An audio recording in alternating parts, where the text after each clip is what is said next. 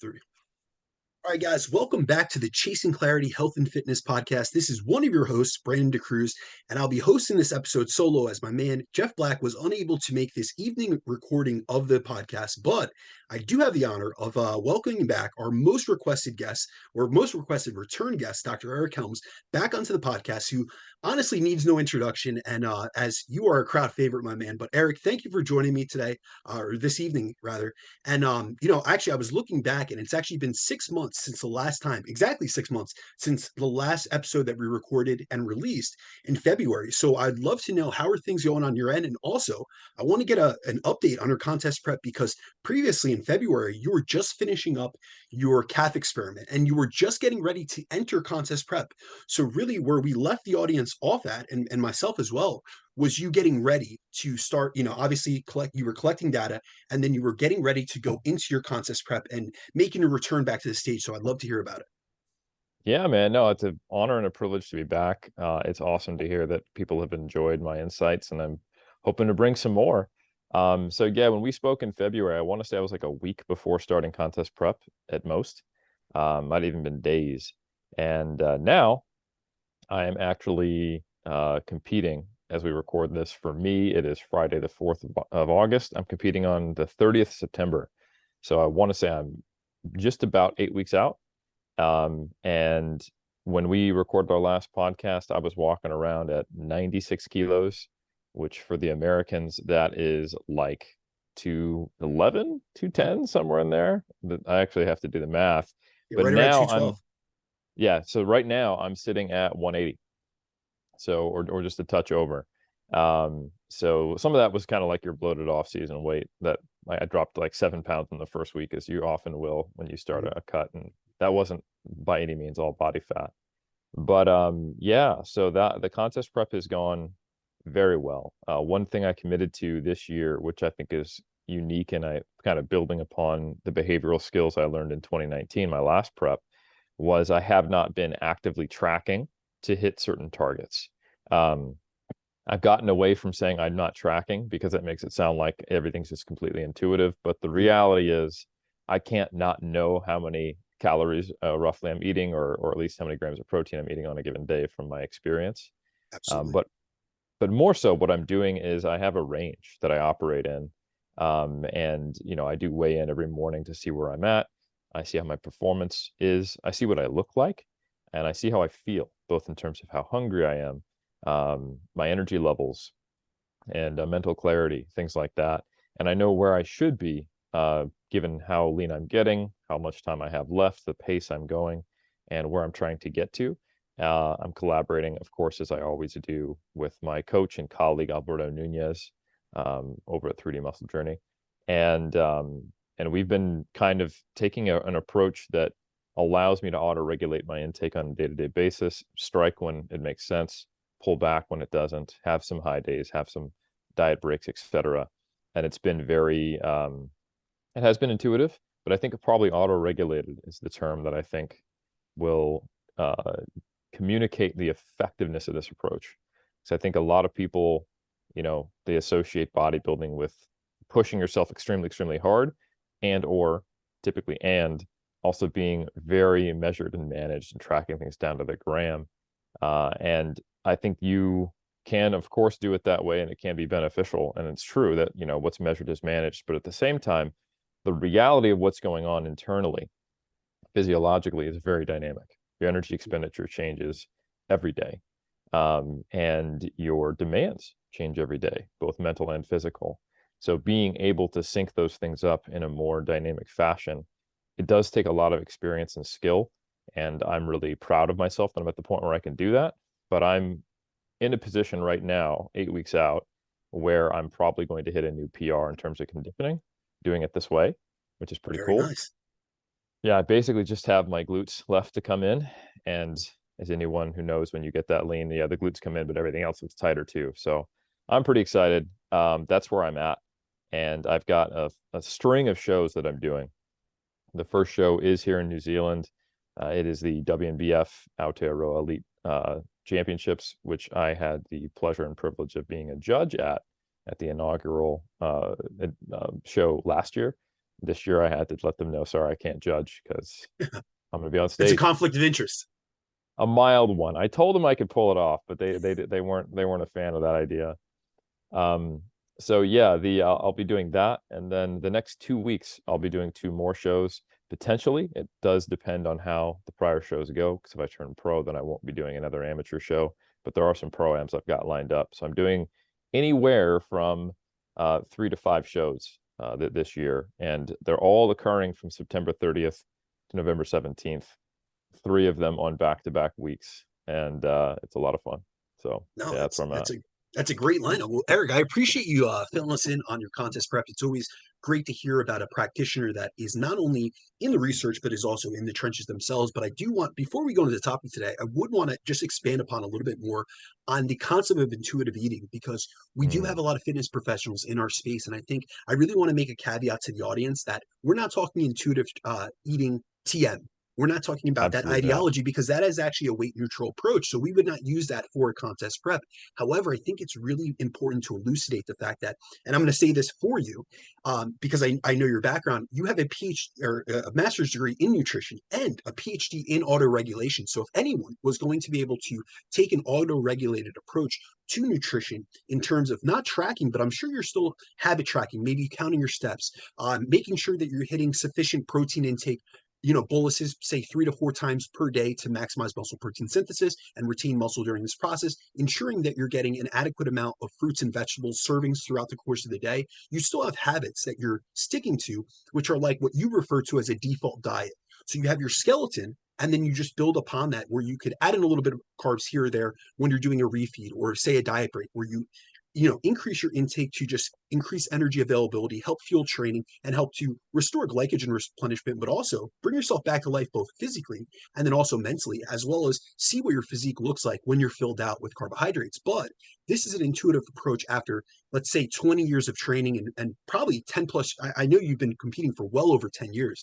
So probably 15 plus years of competing. And it's just, I always want to hit on those little caveats, because a lot of times, even with myself, I'm very cautious with how I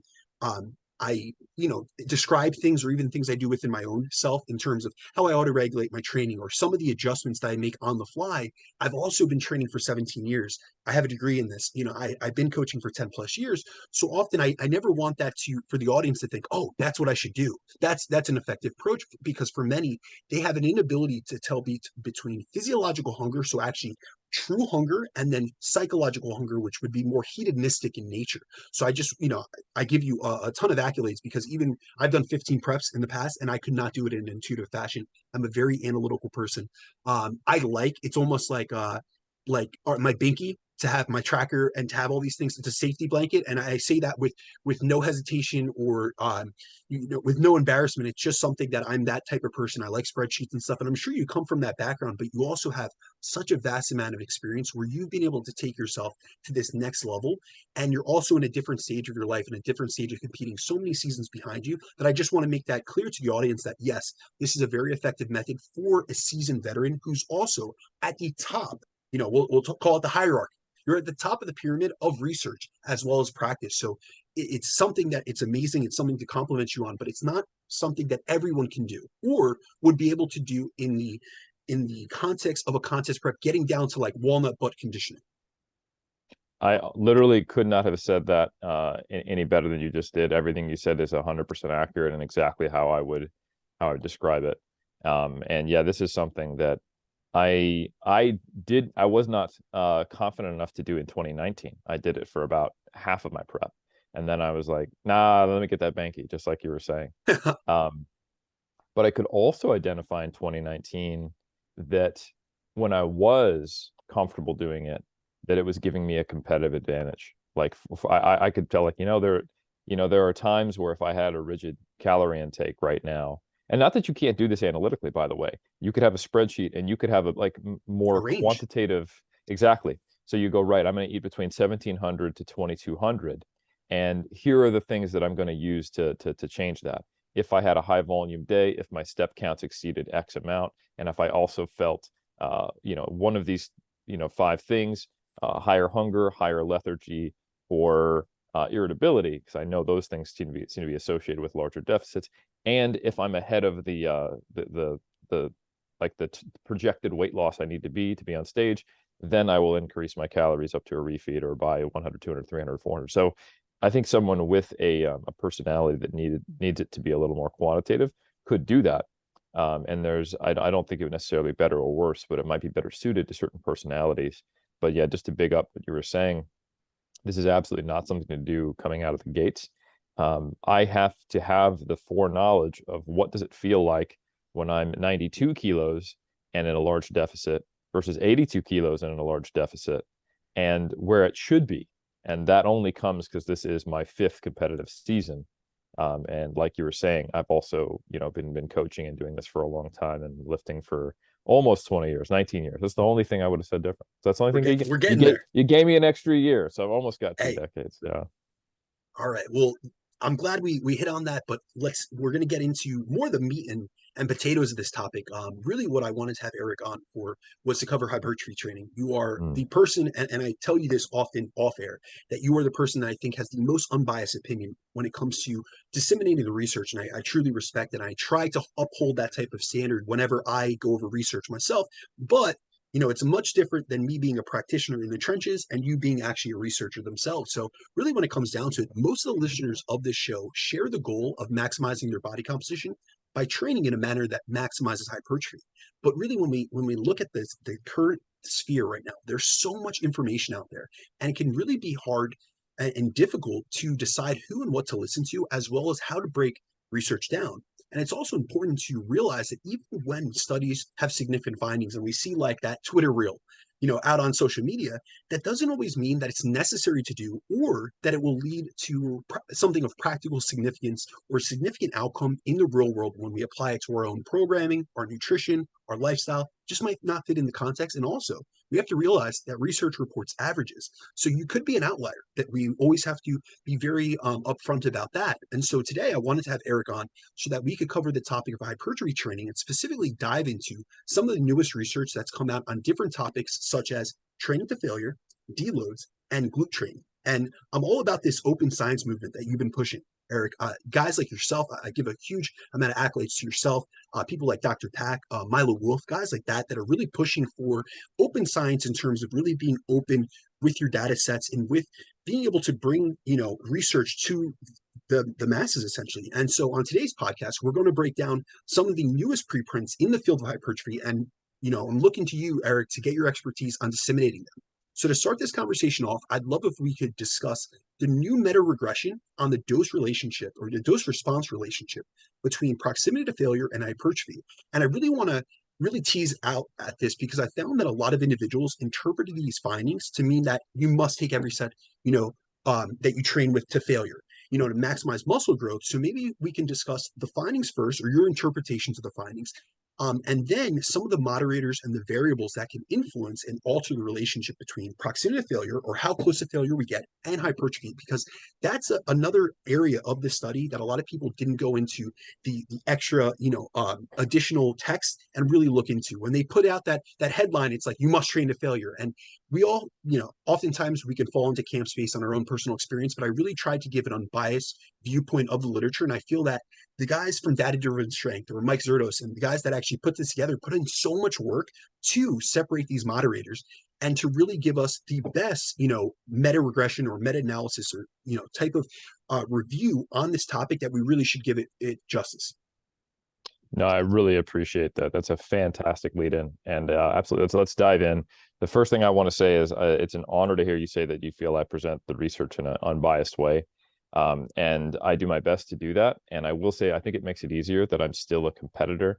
I'm still a coach. So the thing that interests me the most is optimizing things. And it's almost like, bodybuilding capitalism, right? Like if my sole interest is just getting the most out of my body that I can, then the thing that's going to motivate me is the bottom line, right? And there's pros and cons to that, but I think one of the pros is that I'm not attached to necessarily what is like what I currently think is the best, because I'm actually always looking for something that's better. So anytime new data comes out, I'm very interested in if it could improve outcomes.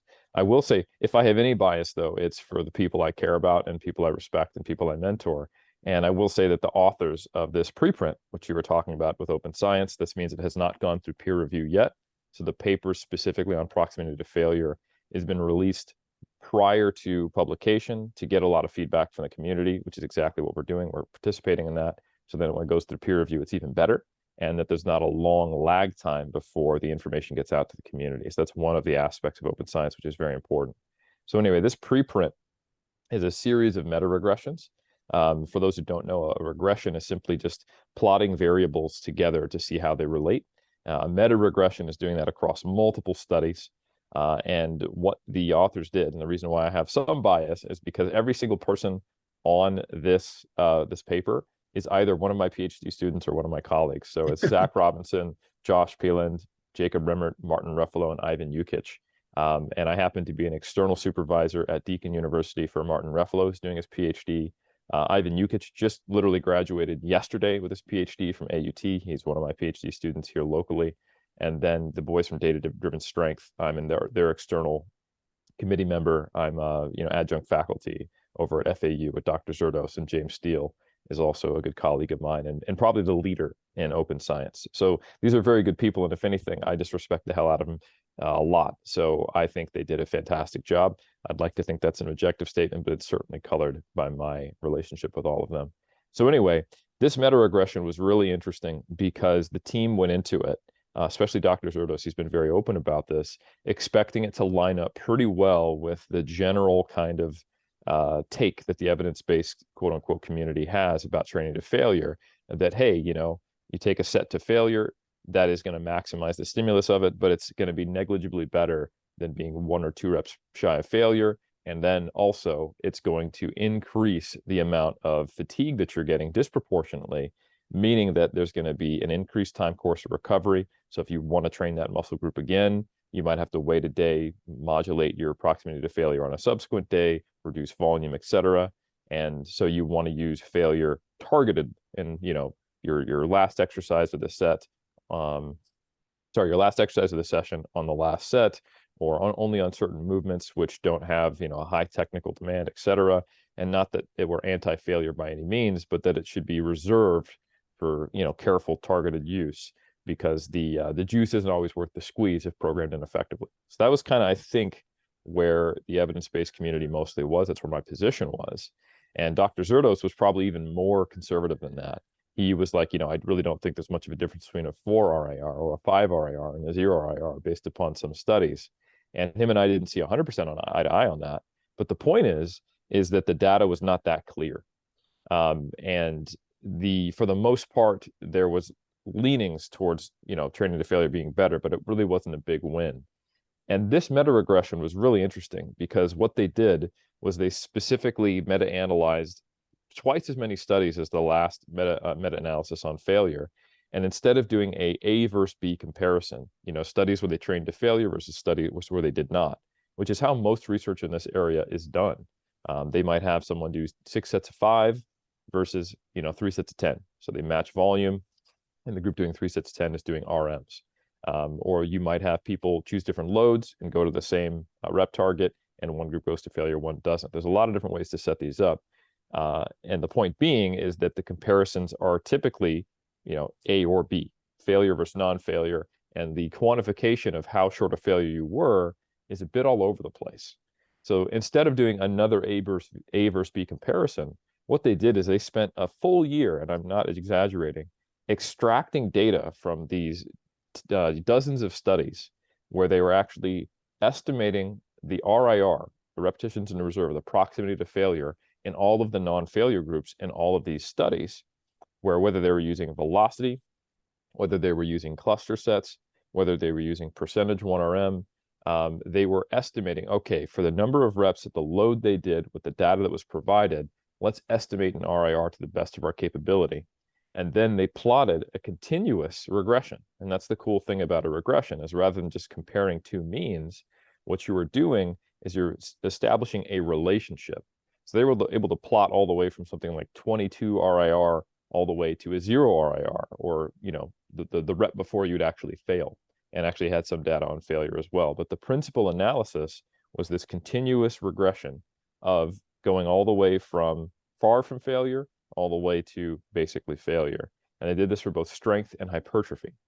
Now, when they kind of collapsed it down to the data they had the most confidence in, where the model was the best fit, meaning they tried to shape a mathematical curve representing this relationship to the actual data they had and what had the strongest mathematical relationship, they plotted from a 10 RIR, so 10 reps short of failure, all the way up to a 0 RIR. And they found not only was there a relationship where as you get closer to failure, you seem to get more hypertrophy, but that on their best fit model, it was a bit nonlinear, such that as you get a little, as you move from like 3 RIR to 2 to 1 to 0 RIR, the slope actually goes up, meaning that there's actually a disproportionate increase in hypertrophy, comparing, say, a 1 IR to a 2 IR versus a 2 IR to a 3 IR. It starts to slope upward. So to some degree, what bodybuilders have said for a long time was supported by this meta-regression, that it's the last couple reps that matter the most. Now, the only thing I'll say is that this isn't a huge, massive difference when you actually look at it. You are still getting hypertrophy at a 10 RIR, which is exact opposite of what some of the bodybuilders are saying.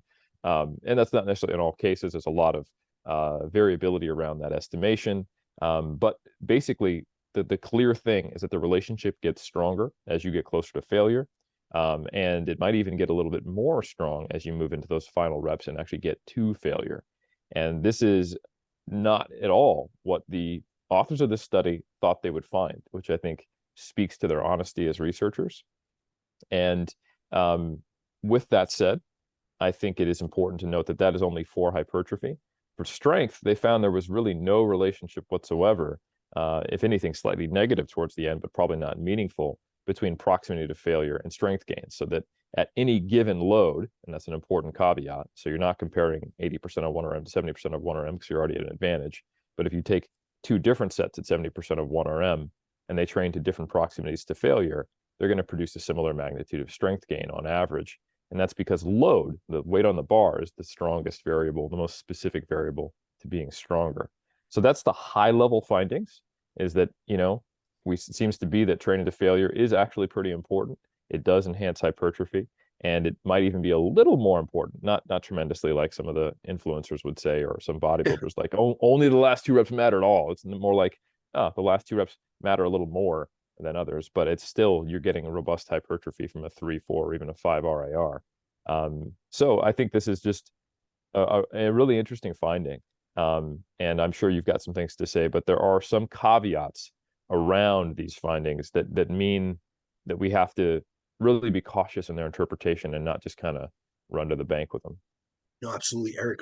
That was an incredible encompassing of that study, because I will say it is dense. And last month when it was released, I read it all. I had a podcast that I was doing and I knew I was going to be speaking on it, and it was a lot to get through. And I went through the supplementary files and all that kind of stuff, and it was a lot to get through. But your ability to wrap that up, cohesively is amazing, first and foremost. But I do want to say that there's a lot of things, and I just kind of want to, I know that you're not into myth busting, and that's not my intention here, but I do like to really clarify. That's why we're the Chasing Clarity podcast. I try to bridge the gap between research and application, and I really feel that a lot of people on social media, they sell a simple story. So it's ever easiest to get into a character limit. So if you were on the failure camp, you really went towards the end of the slope and you said, look, there's a non-linear, dose response relationship with proximity to failure right when you get to the end.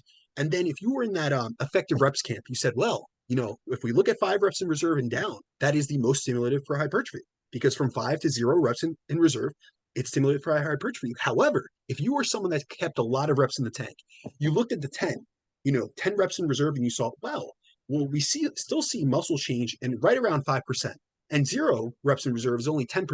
So you're still getting hypertrophy. So no matter what way we split it, there's hypertrophy. However, we have to realize that this is a spectrum.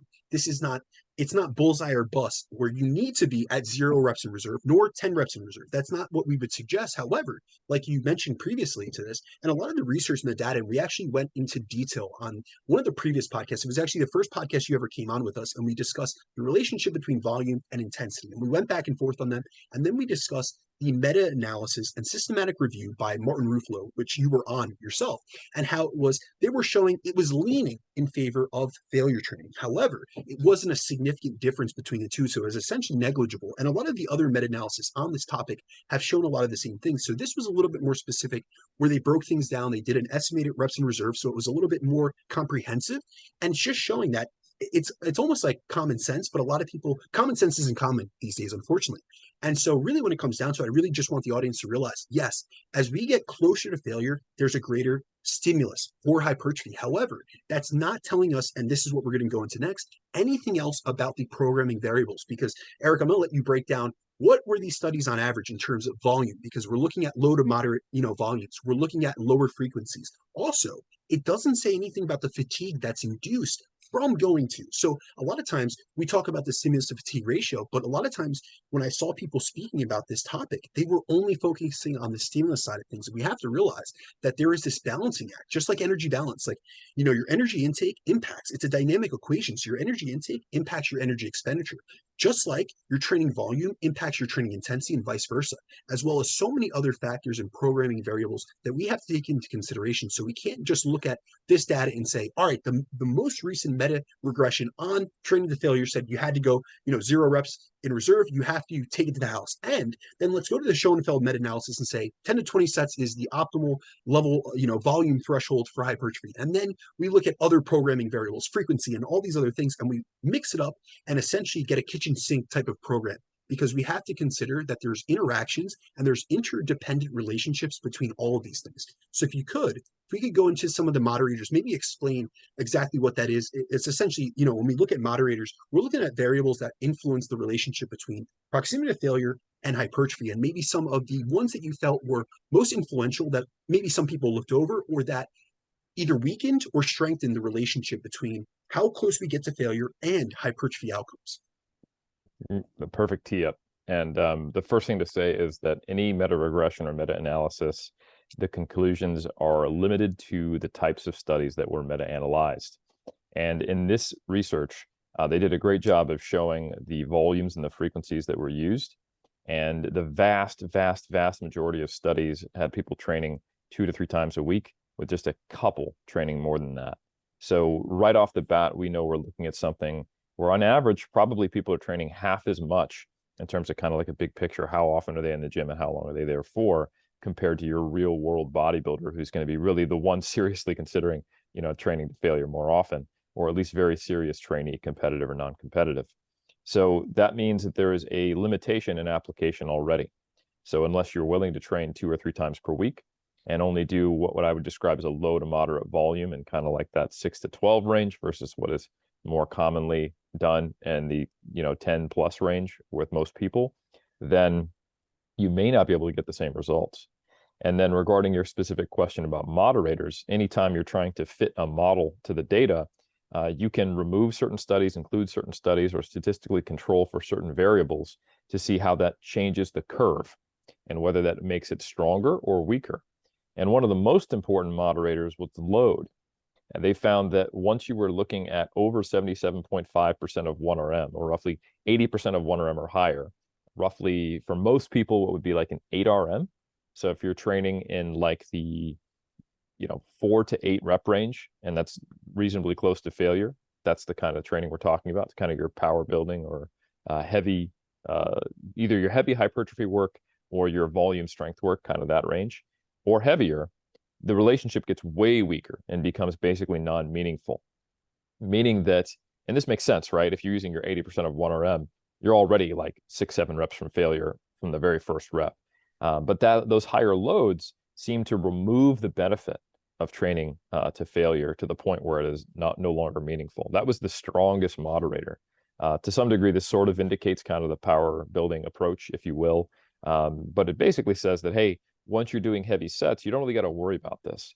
And I think that's actually a very convenient finding for a lot of people. High reps don't agree very well with some of the compound lifts from both a safety perspective, an energetic perspective, and a recovery perspective acutely, being able to do the rest of your workout. So now you can still have confidence in going, oh, good. So my 3 sets of 6 at a 2 RIR on either a leg press or squats or RDL to start off my leg day, those are still just as good. And then I can move into getting a little closer to failure and doing lighter loads on my single joint movements, for example. But it wasn't the only moderator. And a really interesting thing was that almost everything was a moderator that weakened this relationship. So to your point, we don't want to create a kitchen sink, throw everything at it.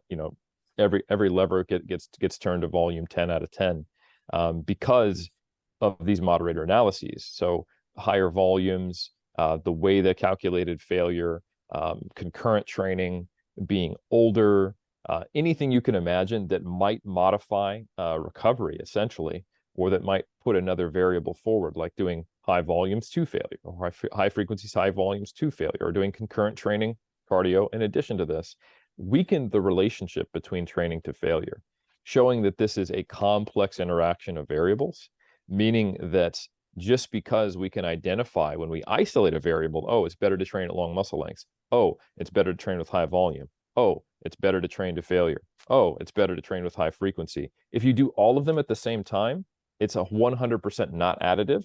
And these things actually need to find a balance between one another. And that's what these moderator analyses support.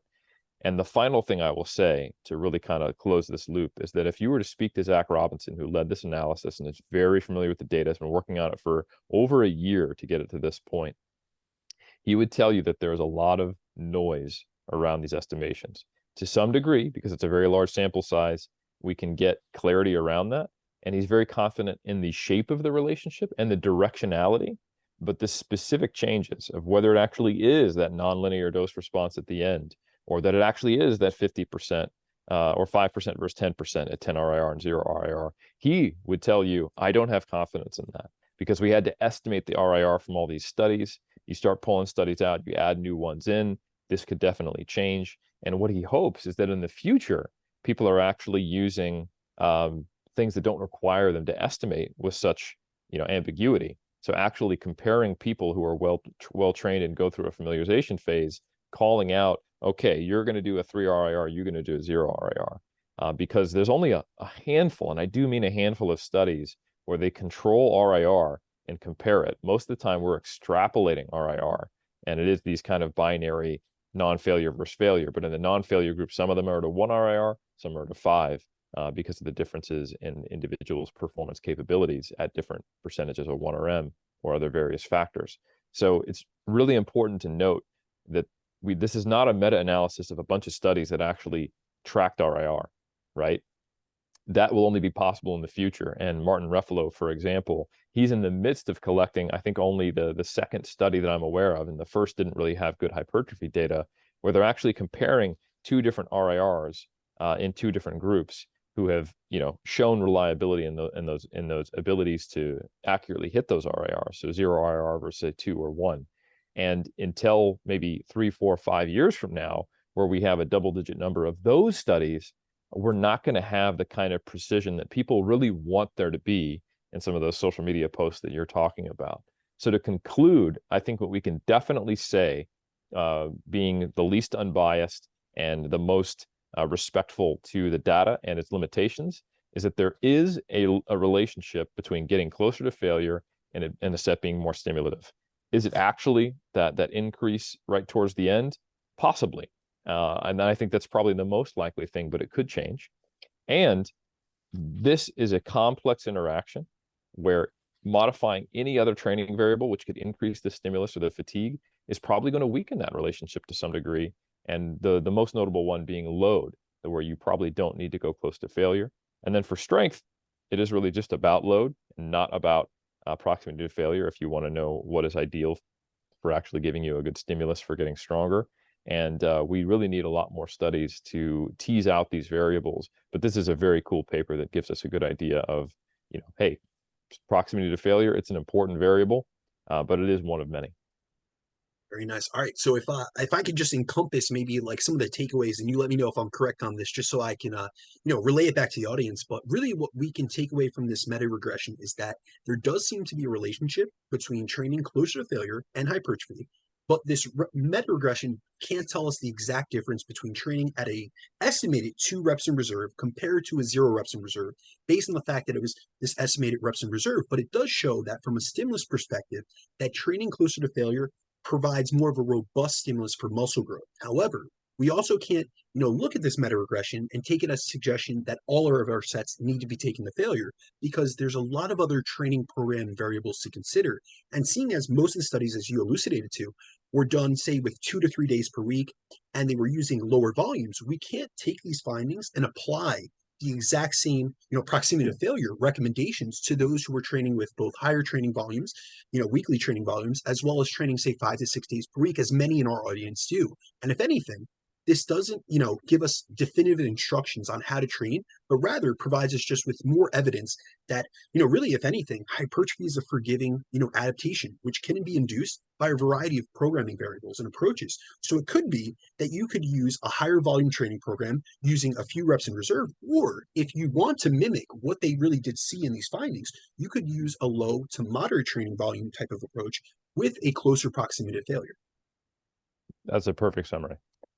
Awesome. All right. Well, just so everyone out there knows that, we're really big into the evidence here, but we also always have to take into consideration that no single study can tell us everything we need to know, about training, nor, and Eric, this is actually something out of a page out of your book, is no single study will ever be able to tell us how to train on a Tuesday, And so it's something that we really have to take in mind. It's great that we're being pointed in the right direction.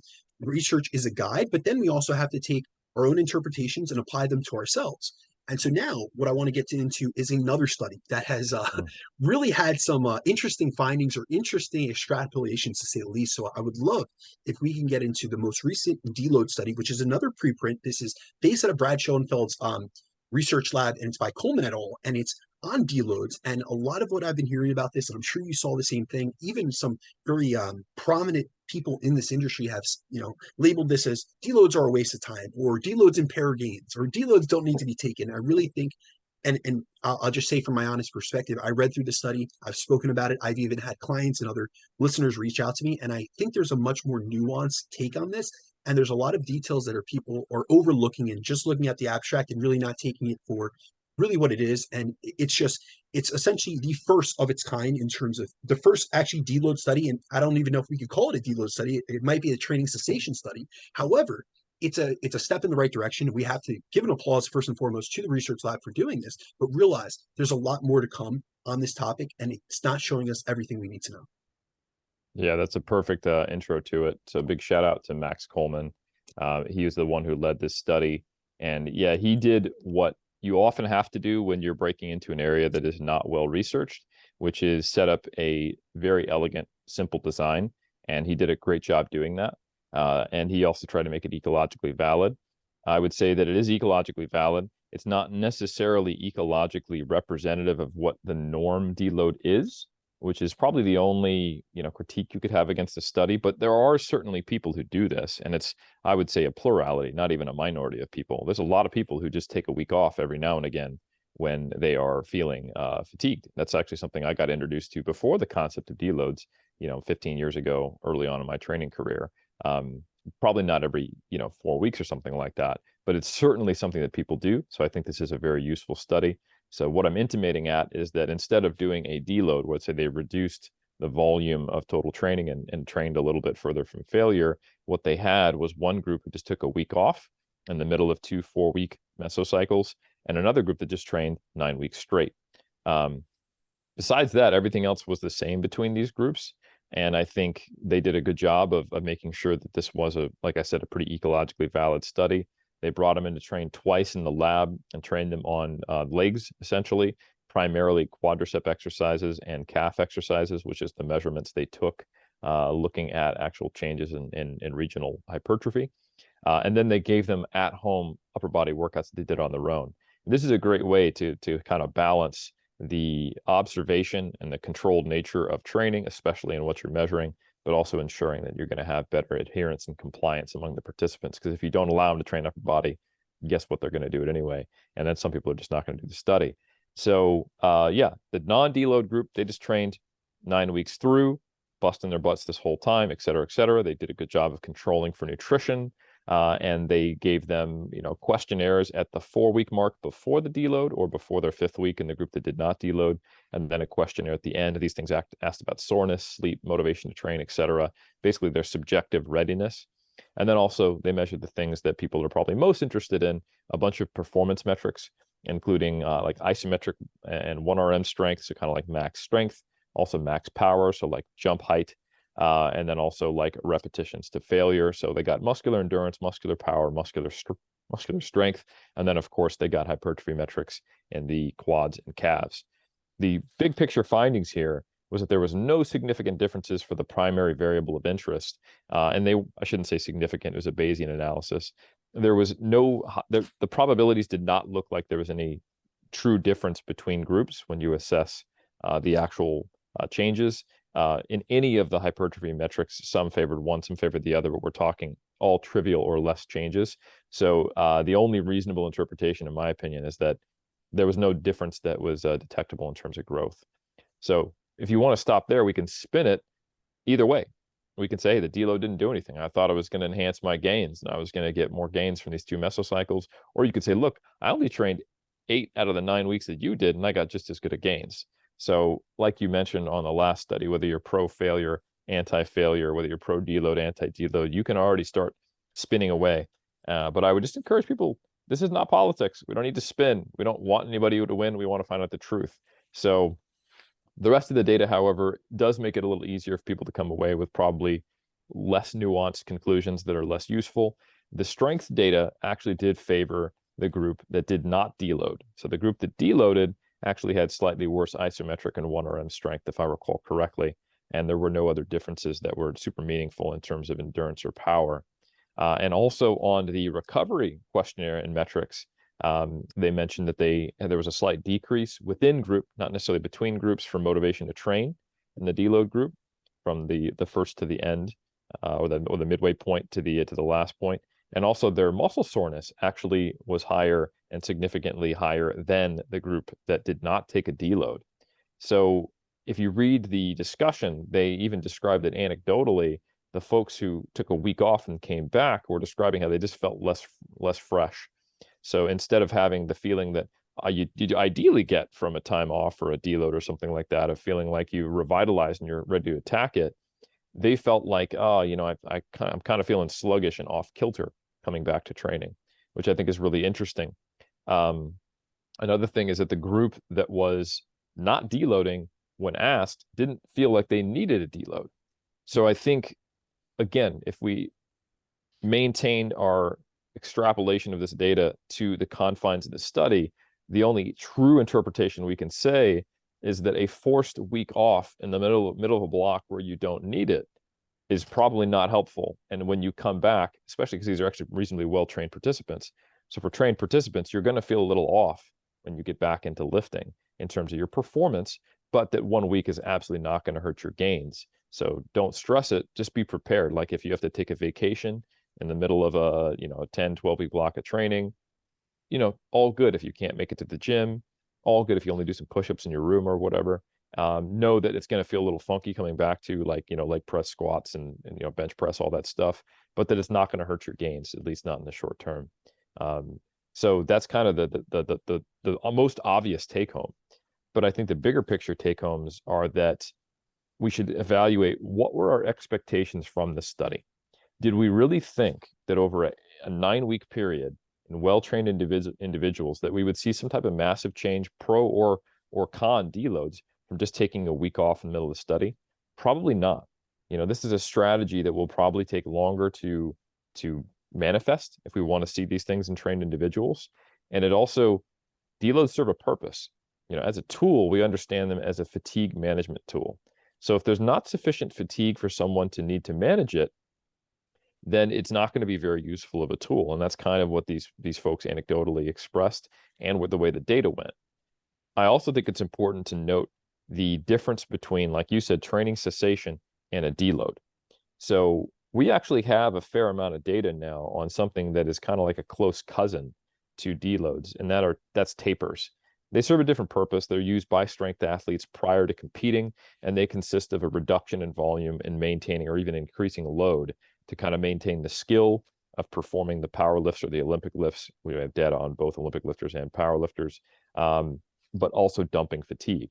And tapers pretty reliably when they last like a week, and they're 50 to 70% reduction in volume. pretty reliably increase acute strength, say 2 to 4% on average. So if that's happening, why did taking a whole week off actually reduce strength to a similar magnitude? Well, when you look at some of the same data for the purpose of tapering, but just using training cessation, there is a trend where when you're taking longer than, say, like 3 days off, like you're taking a full week off or 5 days off, that you see either no change in strength instead of that boost from tapers, or even sometimes a slight decrease. So I was actually not surprised that taking in trained individuals a full week off from training resulted in acute reduction in strength. You don't see this in untrained individuals, which I think is interesting. And when I was a personal trainer, I didn't see it when my soccer moms or my older individuals took a week off. They'd come back, get back to machine chest press, and were actually a plate higher. So I think it's important to acknowledge that when you have a finely tuned motor pattern in a well-trained powerlifter in the middle of peaking, taking a week off, yeah, you're going to drop some kilos off. That's the normal experience of any powerlifter who goes on vacation and takes a week or two off. They come back weaker. That's normal.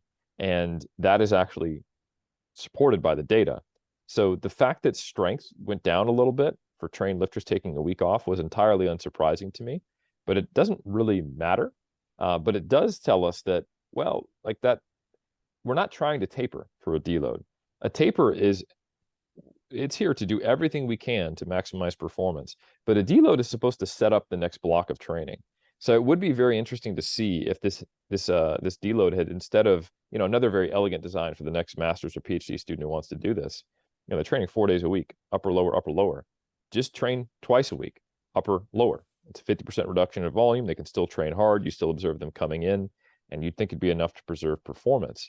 And I think we would probably have seen, realistically, still the same hypertrophy outcomes, probably similar performance outcomes, but I would guess you would actually see a flip in those readiness factors to either being no difference between groups or perhaps even a slight advantage in the deload.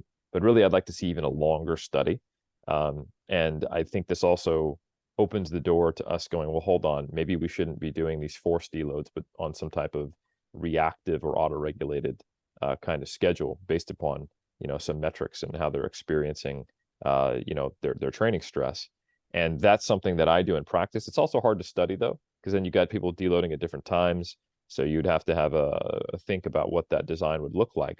But nonetheless, I think people have been a little too strongly anti-deload based upon this study, where the findings to me are relatively unsurprising, and they are constrained to the idea of taking a full week off training.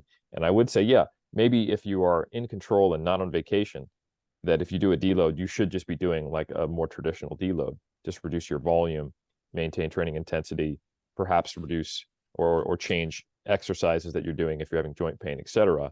But you probably don't want to completely be out of the gym for a week. No, absolutely. Anytime that I look at research, I really try to take a critical eye to it and really try to get a parsimonious interpretation of it. And so with this study, what I looked at it from, and maybe I'm more of a optimist, is that I looked at it and I said, all right, well, they trained 8 out of 9 weeks. So essentially they did 11% less work. During that week where they were off, they didn't do the traditional deload as I would program it for a client, where I would either utilize lower volume or lower intensity, or perhaps a combination of both. And what they did was they did 90 less sets throughout the course of the training study. So when we look at it, 90 less sets, that's significant. Usually I'm going to use maybe a third to maybe 50% at most reduction in volume. So if someone was doing 90 sets, they'd still be doing 45 to 60 sets. So the reduction was much more substantial. However, they got these same gains in hypertrophy. And really, when it comes down to it, a lot of people within our audience and a lot of people that spoke about these findings are more hypertrophy focused. So I thought it was really ironic that they focused so much on strength when there was no difference in actual muscle growth outcomes. Then also, as you alluded to, and this is a great detail that you went over, is the fact that they took an entire week off. And that's more of a detraining or a training cessation study than anything else. And really, in practice, when we do deloads, it's a reduction in training volume and or intensity, not 100% reduction in both as they did in this. And also, it's generally like how I program it within my own client, programmings, is it's in a reactive fashion. It's when that client needs it for either a physiological reason or a psychological reason, and their biofeedback shows that that is indicated. And so when we look at the findings, and you had mentioned this, but after 4 weeks, they didn't subjectively feel like they needed a break. After 9 weeks, even the group that trained all the way straight through, when they asked them, are you going to get back to training? Or are you going to take a deload? They said, we're going to get right back to training. So even at the end of this 9-week training block, they were not feeling the accumulated fatigue or the effects of accumulated fatigue necessitating a deload. So at 4 weeks, we have to think that if they, at 9 weeks, they didn't feel these feelings. At 4 weeks, they certainly did not. And so there wasn't a necessity with that. So I think it's more of maybe it encourages us to be more strategic and systematic with our programming of deloads. And then also, I think that it's really good to be able to compare and contrast research. So I kind of look at this very similarly in the same lens that I look at the diet break research, because it's very similar in the fact that when we look at Bill Campbell's diet break research, we see that there was no physiological benefit. However, when we really think about the premise of a diet break, it would be when you're getting super lean and you're really suffering the physiological ramifications of metabolic adaptation. So lowered energy expenditure, decreased resting metabolic rate, suppressed thyroid hormone, all these different things. However, in those subjects, they had not lost muscle mass. They had not seen a reduction in their resting metabolic rate, even in the continuous dieting group.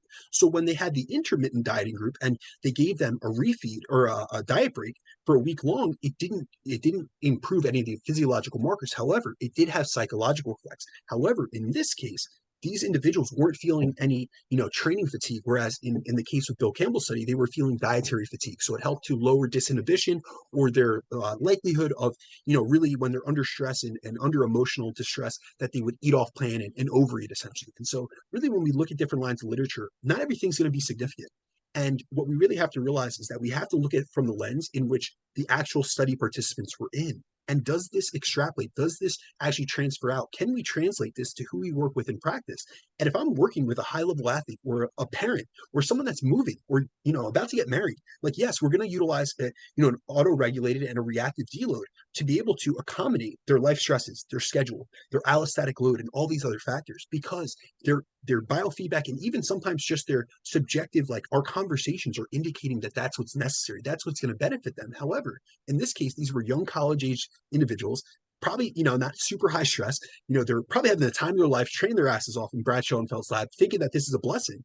And it really wasn't that, much of a program where had accumulated so much fatigue where they felt it to be a necessity. And also we have to think about the psychological benefit of things. A lot of times we take deloads, especially those of us that are really, hardened trainers, we're really into training. We take it when we know it's necessary. We know it's going to benefit us. But if we didn't feel that way, we would feel like we were doing ourselves a disservice if we just took a week off from the gym. We're not talking about the case of a vacation or a family member passing away or moving that is going to require us to take that time, that extended time away from the gym. They essentially said, listen, you're in this group and you have to take this week off with no ifs, ands, or buts. And so really when it comes down to it, we have to realize that the research points us in a direction. This is the first of its kind. It's kind of like the Hickson study, that everything based off concurrent training was. They smashed these guys with an aerobic training and a resistance training, and then everyone said cardio kills your gains. And now we come back, years later with Schumann et al. And all these other meta-analyses, and I don't want to say disproves it, but it shows much different findings because of the situation and the context that needs to be considered. Yeah, I think that's an excellent representation and tying it in with things. Yeah, I don't have a lot to add to that, man. I think those are great parallels. Awesome. All right. So the last study that I wanted to go through just real quickly, and I have to do this for the ladies out there because rapid fire hip thrust time. Let's go. Let's hit it, because one of the most common goals that I get from female clients is they want to focus on growing their glutes. So in my own personal experience and practice, I've always used a combination of the squat and hip thrust to target the glutes. But generally, I'm going to bias more volume in lengthened movements. But, like squat patterns, essentially leg presses, things of that sort. However, we just had a recent study that you wrote about, which was by Plotkin et al., that actually tested both exercises, being the squat and the hip thrust, head to head, to see what would deliver better glute growth. So if you could just briefly go over that and just the findings that they found, that would be a great way to round this on up. Absolutely. And I'll be efficient with my time because I know we're coming up on our limits here. But yeah, so another preprint. So Open Science is alive and well. Big shout out to Daniel Plotkin and colleagues for working on this one. They did a fantastic job with this. One thing I want to point out is that the glutes are notoriously hard to estimate hypertrophy in because of the body fat on them and their architecture and placement on the body. And ultrasound makes it very difficult to do that. And they actually used MRI, which is like the gold standard. So they did a number of really cool things in this study. So basically, they just had two groups. They had 16 in the squat group, 18 in the hip thrust group. These were untrained university-aged men and women. I don't think that's a limitation because it actually allows us to see large changes in a short period of time. They were well coached, they were supervised, and they were training only the hip thrust or only the squat. So it is asking an A and B question that we don't have to do in the real world, but it does give us a very useful comparison. In addition to that, they also did EMG measurements, which is really interesting. So that's the surface electrical activity in the muscles, and they saw if that was related to the hypertrophy. So can EMG predict hypertrophy? And they also saw how these exercises transfer to strength. And probably the most relevant one to our audience was the deadlift. They also had a wall push, which is kind of a little more of a lab-based movement that I don't think would be that informative. So, our hip thrusts or squats better at increasing, non-specific strength in the deadlift? Does EMG predict hypertrophy? And then finally, using MRI, which one grows the glutes and regionally? So they not only looked at the middle and the upper and the lower glute of the glute max, they also looked at the medius and minimus cross-sectional area. On top of that, they also look at the hamstrings, adductors, and the quadriceps. So I think this is really interesting because it gives us a lot of useful information, and it really kind of breaks down some things that we just didn't have information on previously. So not to bury the lead, the main findings were that for the glutes, there was no significant difference between groups. Both had very similar outcomes in terms of upper, middle, and lower group changes in cross-sectional area. Interestingly, neither group really saw an increase in glute medius or minimus, so we know that those exercises, we probably need other exercises to train those components of the glutes. And then the other hypertrophy factors went very much as expected if you're aware of functional anatomy. So a lot of people do think that the hamstrings, of course, are going to contribute on any time you're doing hip extension because they're a synergist. But the thing about the hamstrings is they are biarticular. So when your quadriceps are training, they're going to be relatively quiescent. So we actually saw no real hamstring growth either. Also, the adductors grew more in the squat, which might surprise people because they think of adductors as just doing adduction or bringing the leg closer to the center line of the body. But the adductors are actually, especially in deep squat position, one of the strongest hip extensors in the body, just as much as the glutes, you could argue. So the adductors grew more in the squat, which makes sense. And then the quadriceps, unsurprisingly, also grew more from the squat. So what we see is that the hip thrusts are a very targeted movement, which I think is a good thing. You're able to not get hypertrophy to any significant degree in the quadriceps or the hamstrings or the adductors, and really just focus on the glute max from a hip thrust. Another interesting thing is that the deadlift improved similarly from both movements. And I think this is something that, depending upon your bias of how strength occurs and the best way to train for it, you might have gone either way. If you were thinking about it from a more muscle-specific perspective, the hip thrust is more like the hinge of a deadlift. It targets the glutes, which are the prime movers in a deadlift. But if you were thinking about it more from kind of a biomechanics perspective, like, both of them, you're producing vertical ground reaction forces, you're moving up. It's a coordinated movement, multi-joint. You're not lying on your back. That's what's going on here. The squat's more similar to a deadlift. Well, it didn't seem to make a difference, at least in this group. Of course, huge individual differences, and depending upon the weak link in your chain in terms of strength, you could expect one to be better than the other. But essentially, the strength findings went exactly as you'd expect. Those who squatted got stronger on squat. Those who hip thrusters got stronger on hip thrust. And then no significant difference in either one of the two non-specific strength tests. And then a very, very interesting thing was that the EMG results, if you were to use them and try to predict which one was a better exercise for glute hypertrophy specifically, in, I think, 7 out of the 8 EMG assessments, the hip thrust had higher average EMG values for all regions of the glutes. And I think the one where it was non-significant, it was like real close and just short of it, like maybe a p-value of 0.1 or something like that, but did not predict hypertrophy.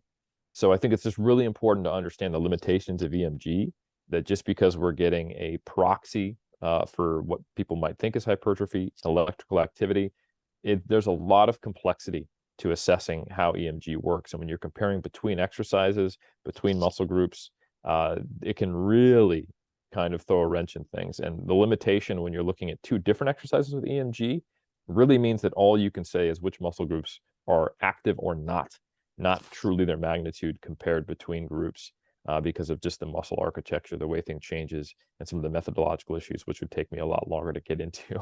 But point being, big take homes, EMG is not predictive of hypertrophy in most cases, especially not between exercises. The strength training is specific, and hip thrusts and squats are probably going to have a similar transfer to the deadlift. Squats are excellent for training the glutes. They're also excellent for training the adductors. And they are, of course, excellent for training the quadriceps primarily. And hip thrusts are great for training the glutes and not much else. But that's what they're for.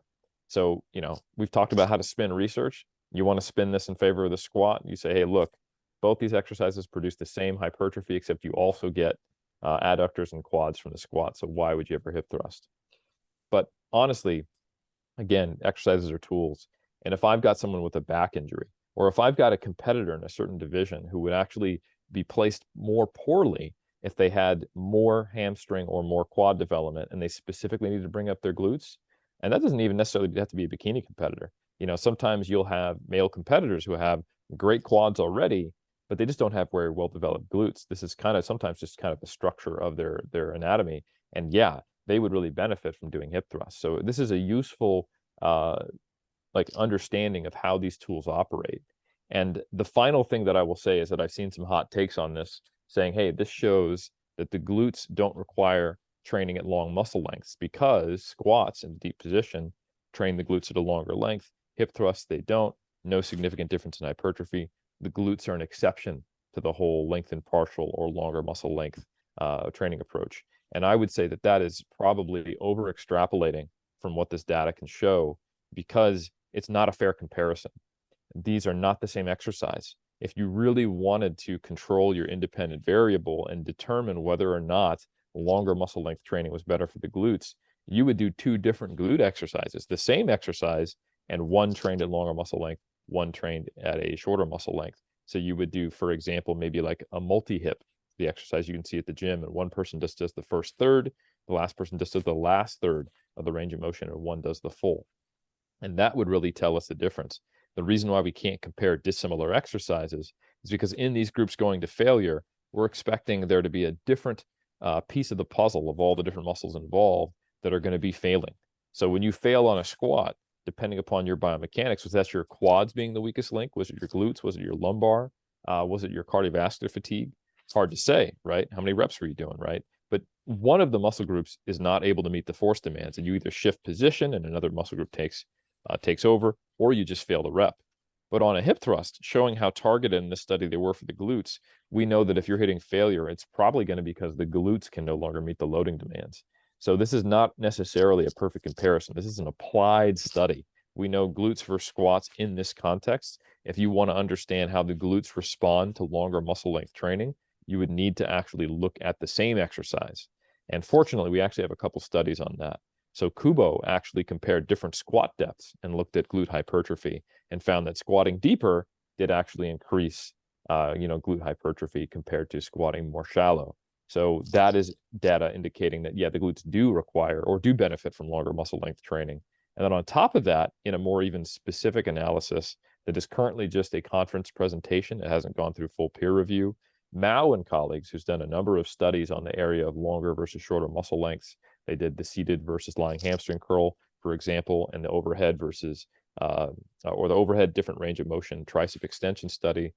They did one where essentially they did use a glute machine and trained lengthened partials versus full range of motion. And they found the lengthened partials actually got better glute hypertrophy. So it seems like the glutes are like other muscles. They do respond to longer muscle lengths, and we see the utility of both squats and hip thrusts. Hip thrusts, great targeted exercise. Squats, they're going to produce hypertrophy more globally, really just missing out on your hamstrings and glute med, glute min.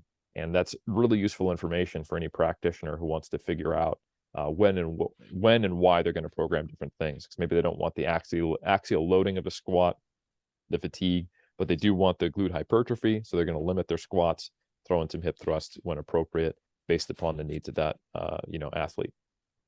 Awesome. Eric, that was a great wrap up to say at least, but just really when it comes down to it, when we're looking at research and we're talking about hypertrophy, there is no either or. It's we don't have to make a choice. And so when we look at these three comprehensive studies that we went through today, guys, it's not training to failure or, sandbagging it. It's not every set needs to be trained to failure or every set needs to be 5 reps in reserve or greater. It's not to deload or not to deload. It's not to exclusively train the squat or exclusively train the hip thrust. It's about really taking the tools within your toolbox and molding them to fit the individual client that we're working with or the person out there that's listening to this, and really making sure that you fit it towards your personal goals, your preferences, your abilities, your capabilities, and all that kind of stuff. So, Eric, thank you once again for coming on, man. This is a three-peat. It is always a pleasure to get you on with an unbiased opinion and an extremely, great ability to be able to wrap research up and really make it applicable. That's something I truly respect, and I applaud you for first and foremost. But if you could just let the audience know where to reach you, please plug Mass because I will be having some of the other contributors to Mass,